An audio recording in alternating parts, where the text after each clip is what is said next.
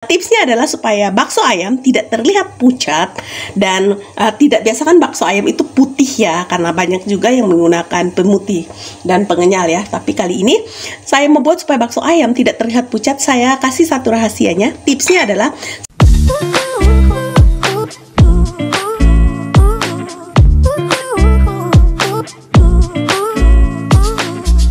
Hai, jumpa lagi di Nora Kitchen. Apa kabar semuanya? Harapan saya semuanya dalam keadaan baik, sehat, dan dalam lindungan Tuhan. Hari ini saya mau buat satu menu yang sehat, yang simple pastinya, dan bahannya ada sekitar kita. Apa itu? Saya mau buat bakso ayam. Nah, bakso ayam kali ini adalah bakso ayam homemade yang tanpa pengawet, tanpa pengenyal ya. Jadi pure hanya bakso ayam. Buatan rumah tapi dijamin dagingnya berasa dan kenyal-kenyal ya. Oke, kita mau langsung saja ke bahan-bahannya. Yang pertama saya pakai dada ayam tanpa kulit. Ini 500 gram yang saya sudah bekukan karena di sini saya tidak pakai es batu ya. Batu es saya tidak punya, jadi saya ini ayam masih beku ya. Lalu untuk bumbu-bumbunya yang saya sudah masukkan, ada sedikit pala bawang putih goreng dan merica ya, merica bubuk. Nah, ini saya masukkan, lalu saya akan tambahkan. Ini tipsnya adalah supaya bakso ayam tidak terlihat pucat dan tidak, biasa kan bakso ayam itu putih ya, karena banyak juga yang menggunakan pemutih dan pengenyal ya. Tapi kali ini saya membuat supaya bakso ayam tidak terlihat pucat. Saya kasih satu rahasianya. Tipsnya adalah saya yang pertama supaya dia lebih wangi, saya tambahkan sedikit. Ini sekitar 1 sendok teh minyak wijen. Nah, sedikit saja karena ini untuk aromatiknya dia. Lalu untuk warnanya biar tidak pucat, saya pakai 1 sendok teh kecap. Tapi kembali ke selera ya. Jadi saya suka supaya tidak pucat. Nih, ini juga rahasia si abang-abang penjual pentol ayam supaya kelihatan seperti pentolan sapi ya. Tapi ini trik aja di dapur ya. Sedikit saja, ini sekitar 1 sendok makan ya. Oke, setelah itu saya kasih sedikit garam. Sedikit saja garam ya. Nah, garamnya sedikit saja. Nah, seperti ini ya. Karena nanti saya akan pakai sedikit tepung juga. Oke, kalau semuanya sudah, kita mau pakai chopper. Ini saya haluskan pakai chopper, dan teman-teman tahu ini chopper dari Samuno. Yang mau samaan, link produknya ada di deskripsi ya. Nah, ini Samuno kapasitasnya besar, sekitar 2,5 liter ya. Dan dia bahannya sudah food grade kaca. Dan membuat hasil masakan kita tuh tidak bau-bau ya, tidak nempel. Baunya tidak nempel. Kita mau chopper sedikit.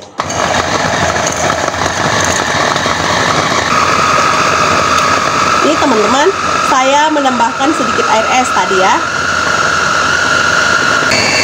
Kita pakai kecepatan yang nomor 2 biar semuanya maksimal ya, halus ya. Oke, selesai teman-teman. Nggak sampai 1 menit ya kita menghaluskan daging yang beku. Kita mau lihat hasilnya. Tadi kita nggak sampai 1 menit ya kita menghaluskannya. Nih hasilnya.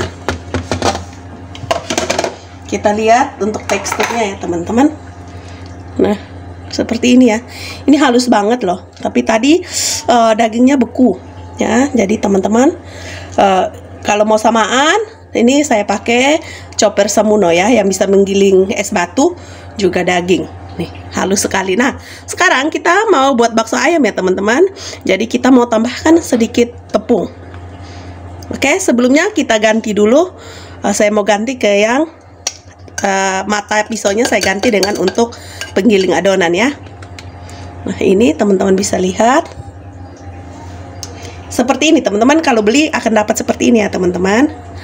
Jadi untuk tepung teman-teman akan dapat seperti ini.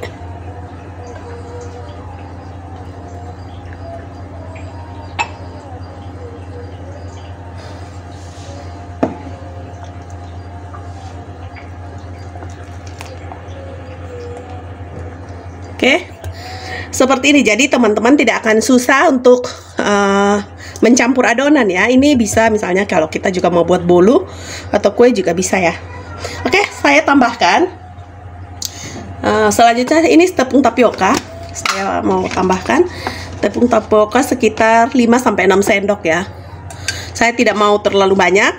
Jadi ini sendok muncung juga, berarti sekitar 100 gram ya, teman-teman. 2 3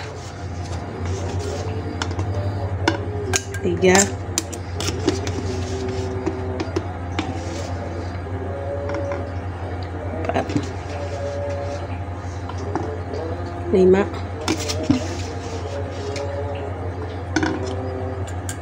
Oke, 6 ya. Lalu saya tambahkan sedikit baking powder.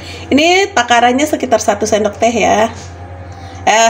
Ya, sekitar gini. Jadi sedikit saja. Ini seperti ini. Baking powdernya sudah masuk. Lalu tadi tuh saya belum coba ya. Nah, ini karena belum begitu ada rasa, saya tambahkan sedikit kaldu bubuk, kaldu ayam ini, dan sedikit garam ya teman-teman, supaya kalau misalnya teman-teman yang mau makan sudah ada rasanya. Tadi garamnya kan baru sedikit ya. Oke, setelah itu kita mau campur, mau mix ya. Oke,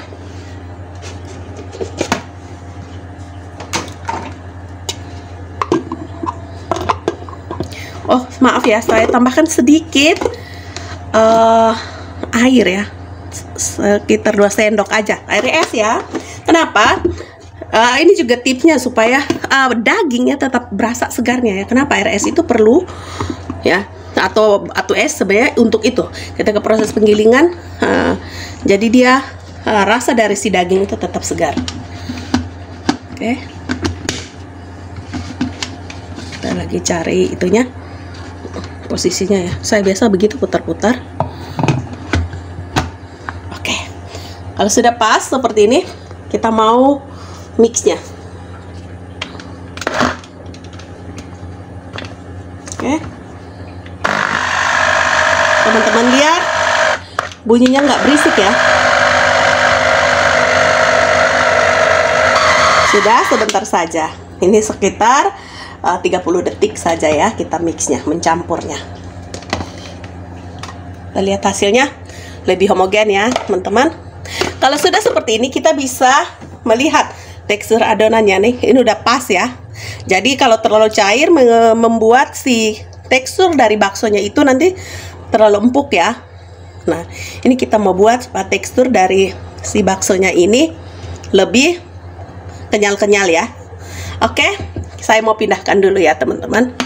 Ini setelah airnya mendidih, kita matikan apinya. Ini kita mau bulat-bulatkan adonan baksonya ya. Nah, bagaimana caranya? Pertama, masak air sampai mendidih. Kalau teman-teman yang mau langsung makan bisa buat kaldunya ya. Tapi nanti di video yang lain saya akan memberi tips untuk kuah bakso yang enak ya. Sekarang saya buat baksonya, jadi air yang sudah mendidih kita matikan apinya. Pastikan mati apinya ya. Lalu kedua, lumuri tangan kita dengan minyak. Ini saya pakai minyak kelapa. Kenapa? Supaya tidak lengket ya teman-teman. Lalu saya punya 2 sendok takar supaya membantu saya membuat bentuknya lebih ini. Ini yang besar dan ini yang sedangnya. Nah, kita akan buat 2 versi. Ya, yang besar dan sedang. Nah, ini pun saya olesi sedikit dari bekas tangan saya ini dengan minyak ya. Biar tidak lengket nanti adonan-adonannya ya. Oke, setelah itu kita kembali ke adonan. Nah, ini adonan kita tadi. Teman-teman lihat pas ya, tidak terlalu encer juga tidak terlalu keras. Nah, sekarang kita mau bentuk ya. Ini teman-teman, saya pakai tangan kanan ya, bukan tangan kiri. Kita ambil adonan secukupnya, kita tes dulu kepekatannya. Oke, sudah seperti ini. Kita mau buat bakso.